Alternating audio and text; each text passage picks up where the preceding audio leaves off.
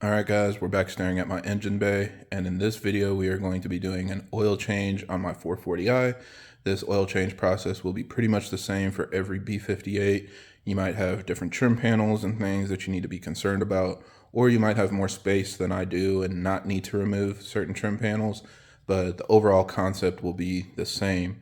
Now I know this DIY is kind of simple and a little bit late. There are a lot of B58 DIYs out there for how to do an oil change already. So to spruce this up a little bit and just kind of give it my own little spin, I'm also going to show you guys how I collect a sample for a Blackstone oil analysis, as well as how you can save your oil and return it to FCP Euro so that you can get free oil changes as long as you own your car. So stick around. Hopefully this gives you a little bit of insight on how you can get the most out of your oil changes, and this will show you my process for doing regular maintenance on my 440i. So first things first, you're only really going to need one special tool that you might not have. Of course, you need all of your regular sockets and things, but one you probably don't have is a 32 millimeter socket. So this is what you're going to need in order to remove the oil filter housing. So it fits right on top of here, and then it just twists off. So you're going to need to buy one of these. You can get them, pretty much anywhere, but you can see it's really big, so not something that's typically offered in a socket kit. I also get my Blackstone oil analysis kit in advance, so if you know you're getting ready to do your oil change, go ahead and request one. And then as far as like actual products, I use Man filters, so this is the product number down here, and then I use Liquimoly 5W30. You can see it is BMW LL01FE certified, so I've had good luck with this oil and good luck with these filters. A lot of people ask me, is it the best or is there anything better out there? And I really don't lose sleep over those kinds of questions related to this. I know the oil works well. I've had really good luck with the filters, and because I get them free through FCP, I really don't plan on changing anything. As long as they work and protect my engine and keep it safe, I'm not always going to be looking for something that's, incrementally better, because I'm not really going to see any gains from it. So go ahead and go with your preferred brand, but I definitely recommend these. As far as my experience, they do work really well. So of course, the first thing you're going to want to do is get your car up in the air, because the oil drain is underneath the car. So you're going to need to jack it up, put it on jack stands, or if you have ramps, you can kind of drive them up onto there, and that makes it really easy and safe to lift your car up. Because my car is so low, ramps don't work, so I just use jack stands. Now we're under the car, and you're going to want to basically look for a flap similar to this one. And mine, I just need to put this flathead screwdriver right here to turn this around. And now I have enough room to open this flap up, and my oil drain plug is right underneath. If your car is a little bit different or it doesn't have a flap, you can completely remove this under tray. It's just a bunch of 10 millimeter screws. Pull that off, and then you'll be able to see your oil pan right underneath.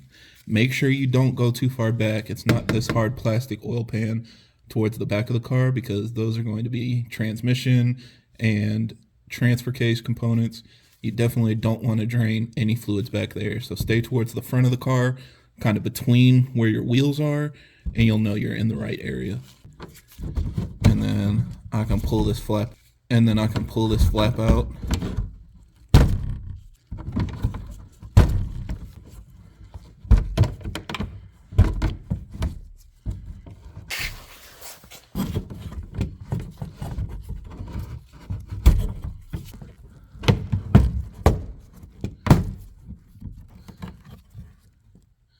Okay, so this is what your oil drain looks like. Again, it might be a little bit different depending on your specific car. You can see my starters right here, but I have a manual transmission. So if you have an automatic transmission, your starter's in a different position. But yeah, it should be basically between your wheels. You should see the wheels on both sides, and it's kind of right in the middle of the car, so you know you're getting the right drain plug. So then you're just going to use a 17 millimeter socket and loosen that. Make sure you get your oil catch pan underneath. And then we're also going to go and grab our Blackstone oil analysis container so that we can catch a little sample.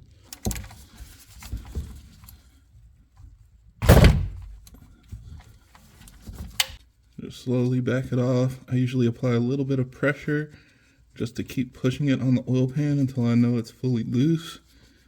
And then I just try to move my hand out of the way as quickly as possible once it's out.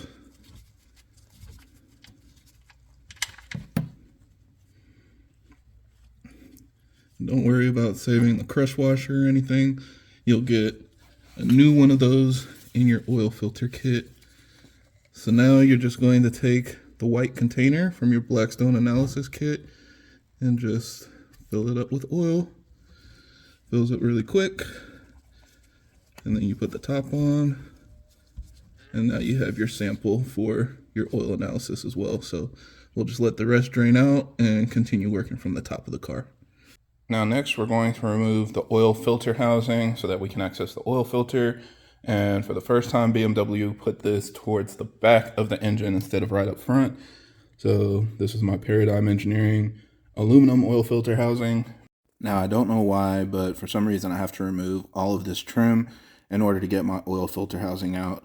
Everybody else seems to be able to remove it pretty easily without removing any of these trim panels, but I never have enough space. There's always something that's hitting while I'm unscrewing it. So just kind of do whatever you need to do in this scenario.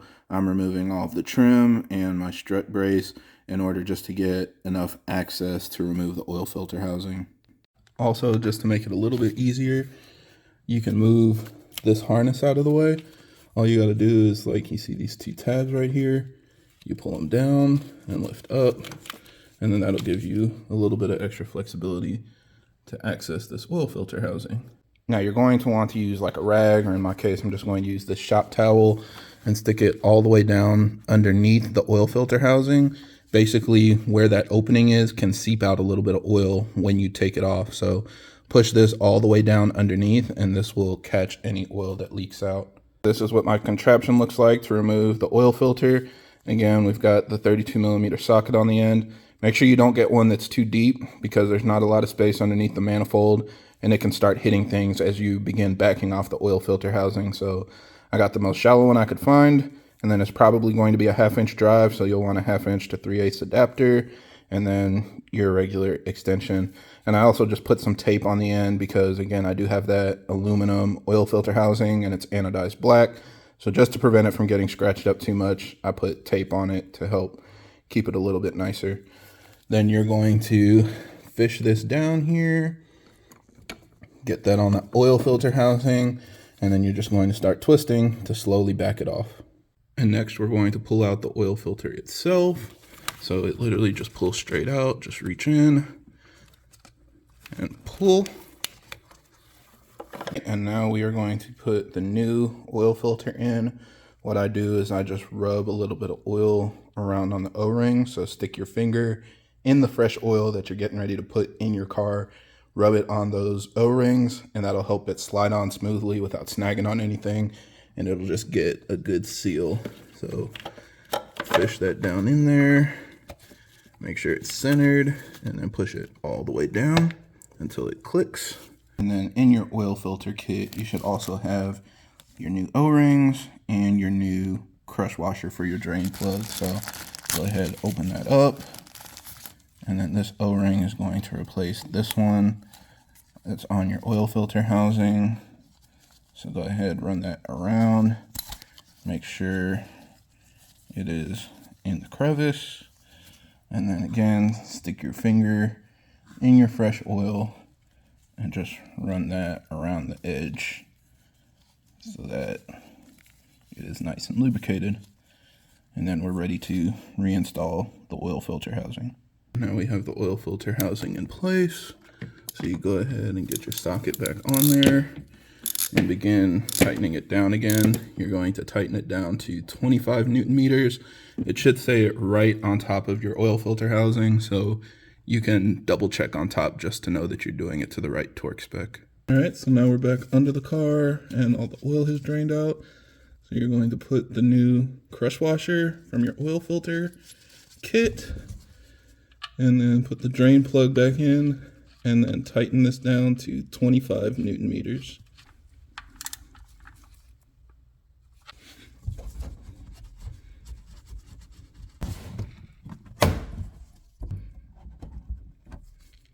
Now finally, we have everything tied back up and the car's back on the ground, and we are going to add engine oil back into the engine. Now for those of us in America, Liqui Moly is very nice because it actually comes in 5-liter jugs. So the engine takes 6.5 liters. That's basically one of these whole 5-liter jugs. And then if you come to the side, you can see it's got these little markers. So you're gonna go to this first one and then about halfway through. So 6.5 liters is what it takes. You're going to basically go to this cap, twist it off, and then the oil goes into this hole.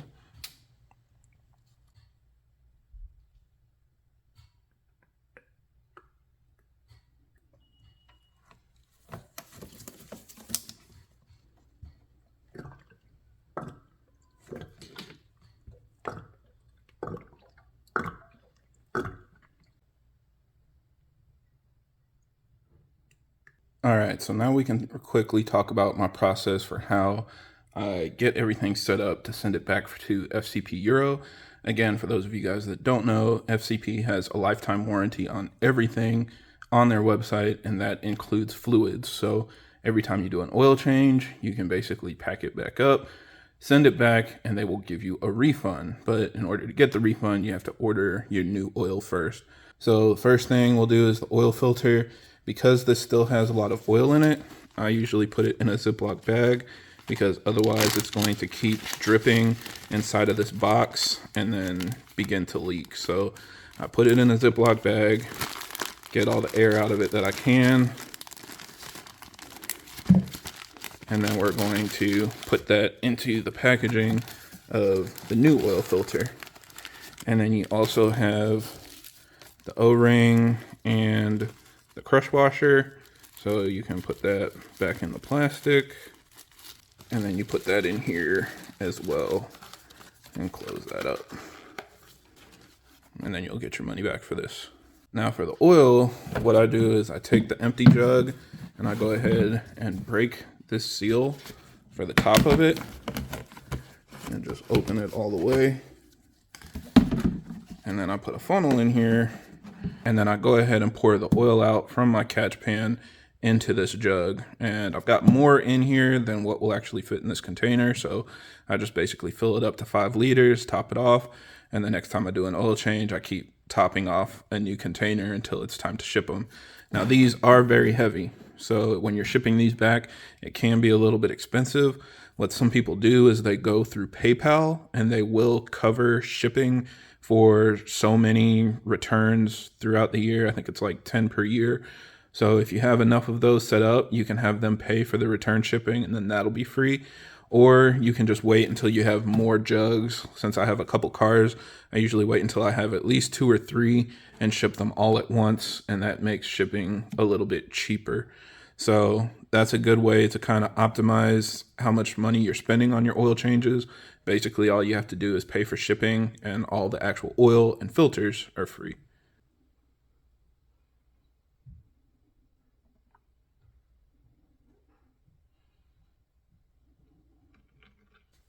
So then you just put the top back on, and again, you'll want to put this in some kind of plastic bag so that it doesn't drain oil and leak out in the box that you're shipping it in. So I usually just use a big trash bag, put that in with the oil filter, and then you're good to go. Now the last thing that we're going to do is reset the oil service interval. So what you want to do is come in your car, hit the start button, and then you're going to hit the trip reset over here. Press it and hold.